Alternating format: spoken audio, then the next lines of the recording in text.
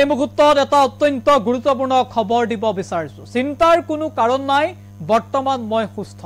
অৱশেষত সেই ভাল খবৰটো আহিল আৰু ভাল খবৰটো নিজেই দিলে বিশিষ্ট উদ্যোগপতি ৰতন টাটাই। এটা খবৰক লৈ সমগ্ৰ দেশজুৰি ব্যাপক চৰ্চা আৰম্ভ হৈছিল। এই খবৰটো আছিল যে দেশৰ বিশিষ্ট উদ্যোগপতি ৰতন টাটা অসুস্থ হৈ পৰিছে, তেওঁক চিকিৎসালয়ত ভৰ্তি কৰা হৈছে।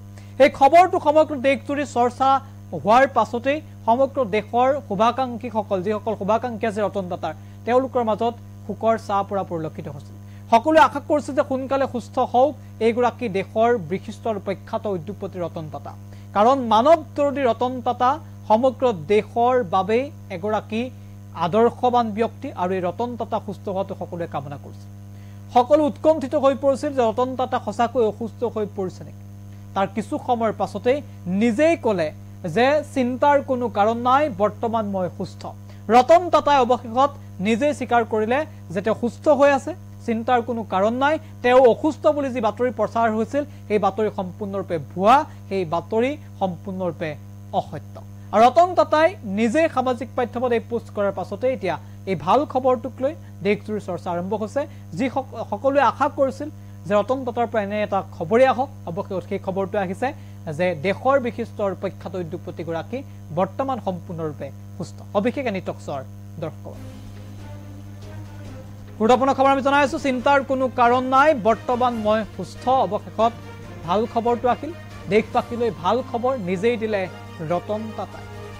সুস্থ হৈ আছে দেশৰ বিশিষ্ট উদ্যোগপতি ৰতন টাটা। সামাজিক মাধ্যমত স্বাস্থ্যৰ অৱনতি হোৱা বুলি বাতৰি প্ৰচাৰ হোৱাৰ পাছতেই প্ৰতিক্ৰিয়া ৰতন টাটা। ভুৱা বাতৰি প্ৰচাৰ নকৰিবলৈও ৰতন টাটাৰ আহ্বান। নিয়মিত স্বাস্থ্য পৰীক্ষাৰ বাবে উদ্যোগপতিগৰাকী চিকিৎসালয়লৈ গৈ থাকে বুলি তেওঁ মন্তব্য কৰিছে সামাজিক মাধ্যমত। তেওঁ কৈছে যে চিন্তাৰ কোনো কাৰণ নাই, মই সম্পূৰ্ণৰূপে সুস্থ আৰু ধন্যবাদ, মোৰ কথা ভবাৰ বাবে ধন্যবাদ আৰু মোৰ বিষয়ে ভবাৰ বাবে ধন্যবাদ দিছে ৰতন টাটাই দেশবাসীক। আৰু য'ত তেওঁ উল্লেখ কৰিছে যে যি ধৰণে খবৰ চৰ্চালৈ আহিছিল অসুস্থ বুলি, এয়া সম্পূৰ্ণৰূপে মিছা খবৰ, এয়া ভুৱা খবৰ বুলি তেওঁ উল্লেখ কৰিছে।